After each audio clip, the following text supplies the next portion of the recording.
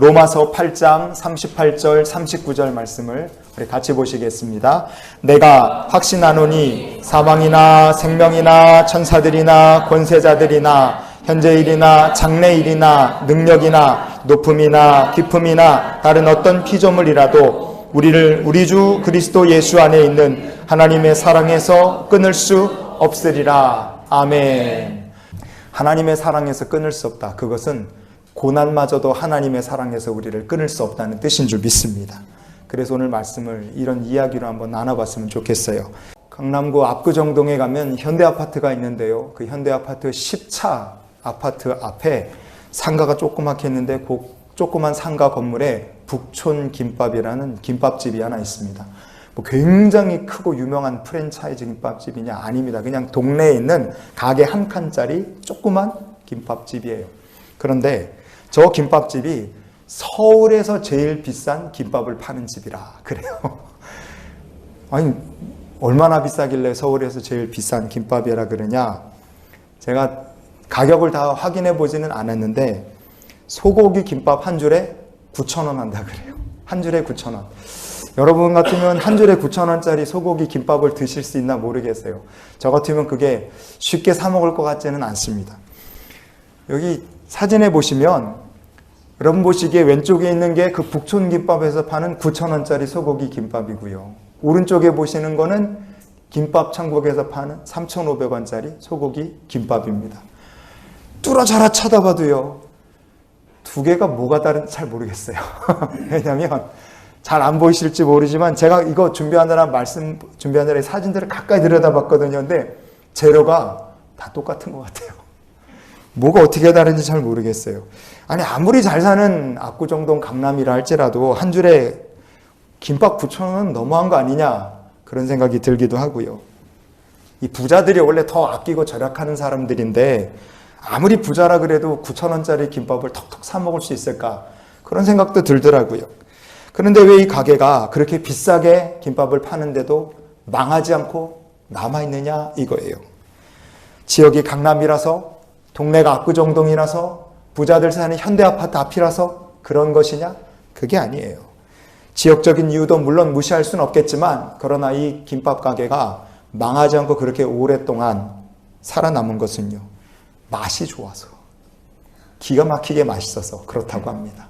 같은 재료지만 김밥 천국과 저 김밥집에 들어간 재료가 거의 똑같지만 그렇게 맛이 다르고 비싸도 사람들이 찾고 망하지 않는 것은 맛이 기가 막히기 때문에 그렇다 그래요. 평범한 재료도요. 솜씨가 기가 막힌 요리사를 딱 만나게 되면 그 평범한 재료 가지고도 서울에서 제일 비싼 김밥집이라는 타이틀을 얻을 수 있다 이거예요. 여러분 이렇게 한번 생각해 보십시오. 여러분 눈앞에 진짜 세계에서 최고 좋은 저녁 식사 재료들을 딱 준비해 놨어요. 그리고 그거를 제가 요리해서 대접하는 거예요. 그거랑 그냥 동네 마트에서 가다가 사온 평범한 야채, 채소, 과일 뭐 이런 거 고기 이런 거를요. 저기 뭐 조선호텔이나 아니면 워커힐 호텔 주방장에 오셔갖고 그분이 그걸로 요리를 해서 여러분을 대접한다 그러면 여러분은 뭘 선택하시겠습니까? 세계 최고급 재료를 가지고 제가 만든 걸 드시겠어요? 아니면 동네 마트에서 파는 식재료 가지고 최고의 주방장이 만든 음식을 드시겠어요? 답은 뻔합니다. 저 같아도 주방장도를 해달랄 것 같아요.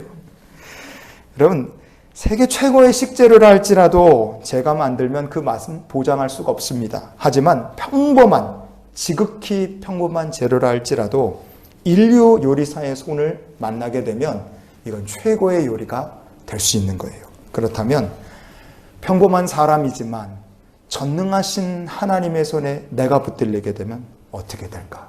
여러분 우리가 이것을 오늘 생각해 봤으면 좋겠어요. 전능하신 하나님의 손에 내가 붙들리게 된다. 나는 특별한 사람 아니고 난 능력 있는 사람 아니고 나는 굉장한 힘 있는 사람이 아니고 나는 학벌도 재산도 배경도 뭐 딛고 일어날 만한 발판도 백도 없어요. 그러나 그런 평범한 내가 전능하신 하나님의 손에 붙들리게 될 때 내 인생은 어떻게 되느냐?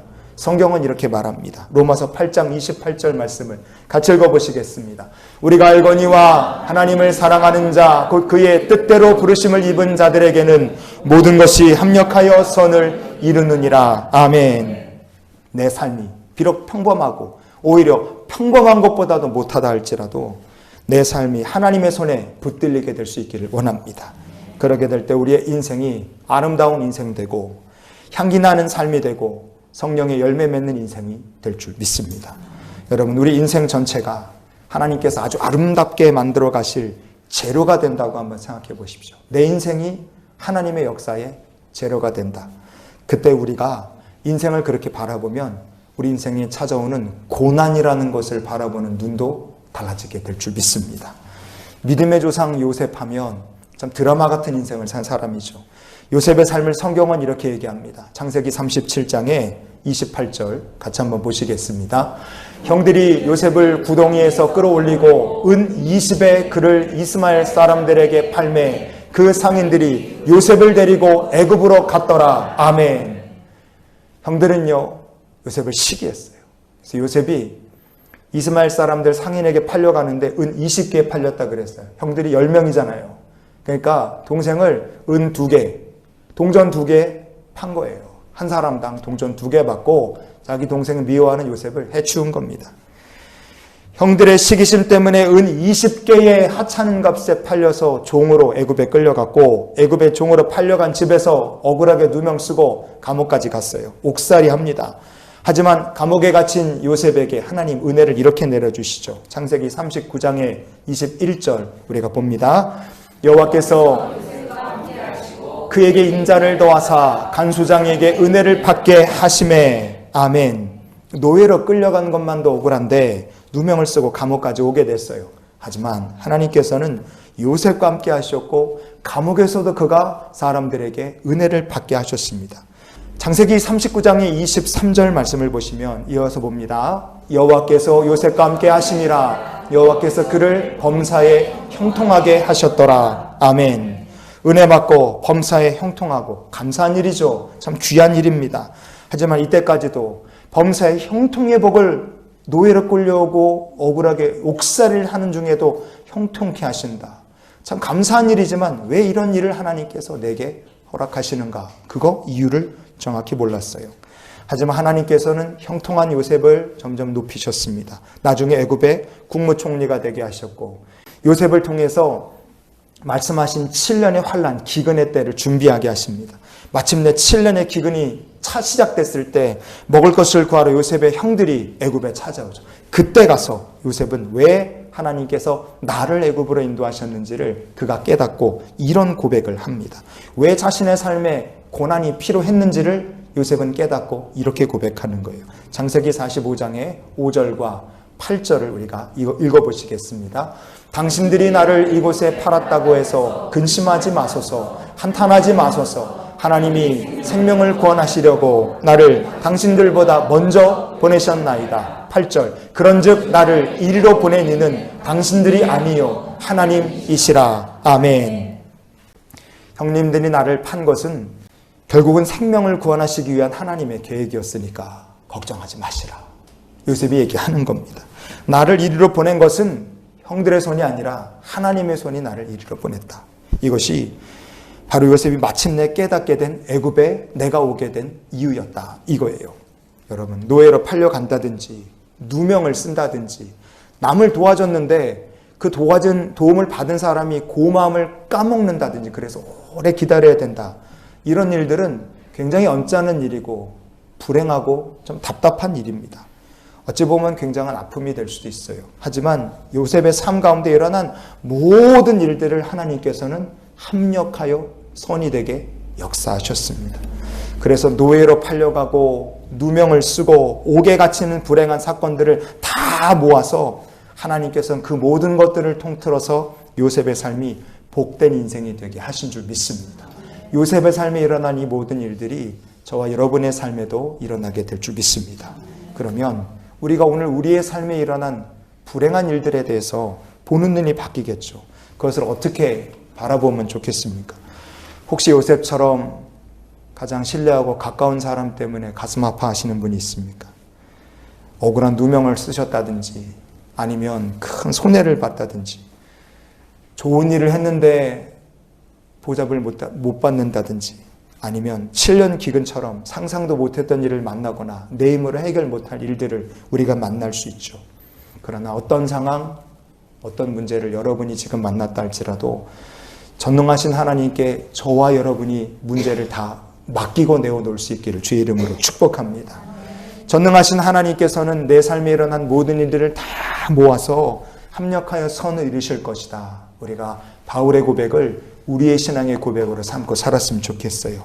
요셉이 그랬던 것처럼 하나님 앞에 믿음으로 그렇게 고백하는 성도가 될 수 있기를 원합니다. 그때 우리의 삶에 고난이란 것이 어떻게 바뀔까요? 시편 119편의 71절을 보시면 같이 읽어봅니다.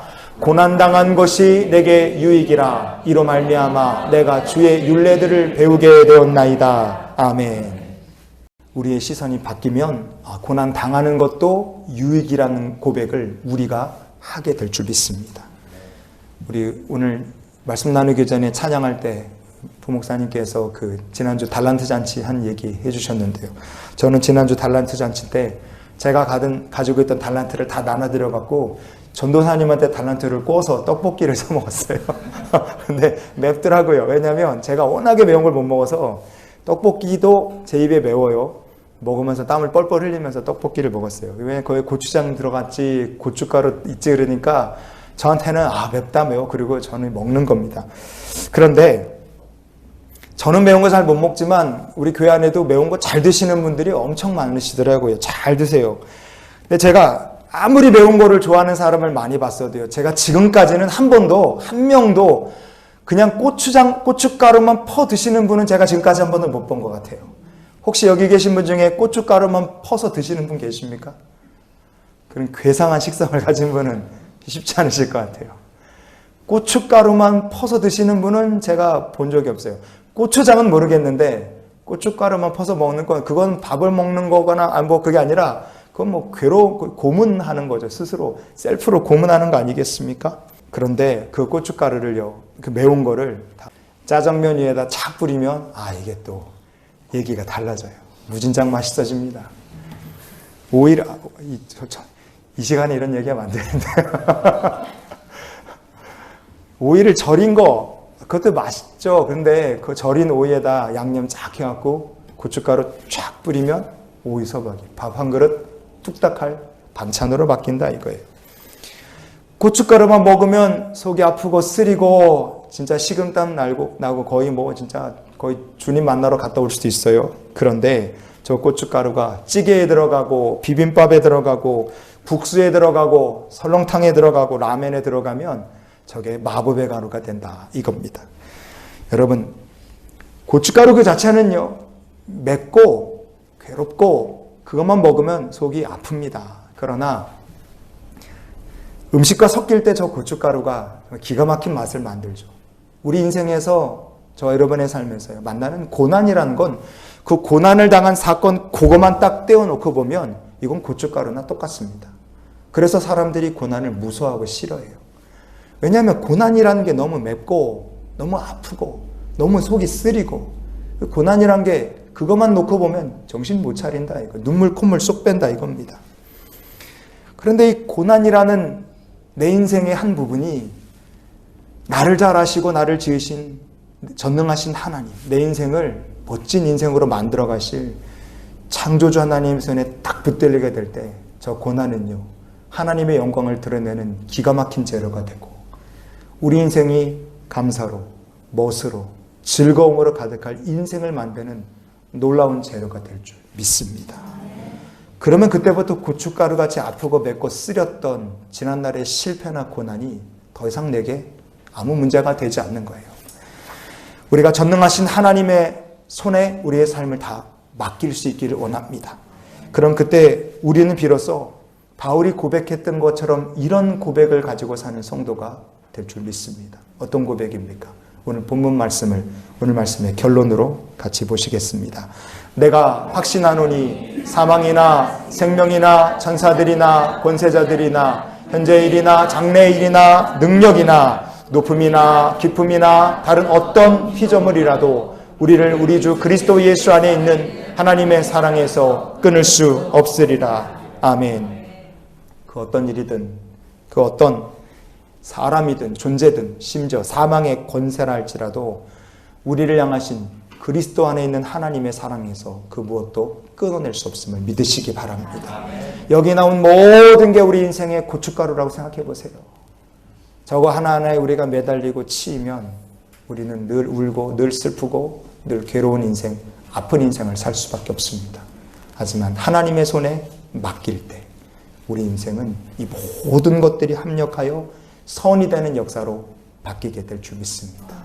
요셉의 인생에 놀라운 기가 막힌 일들이 많았으나 하나님의 손에 붙들린 요셉의 인생을 하나님께서 정말 멋있는 인생으로 만드신 것처럼 전능하신 하나님의 손에 붙들린 저와 여러분의 삶이 하나님을 사랑하고 하나님께 영광을 돌릴 은혜의 간증자가 되게 하실 줄 믿습니다. 그래서 오늘 하루도 여러분의 평생의 신앙의 여정에도 날마다 하나님께 여러분의 인생의 모든 것을 다 맡기는 귀한 삶이 되시기를 주의 이름으로 축원을 드립니다.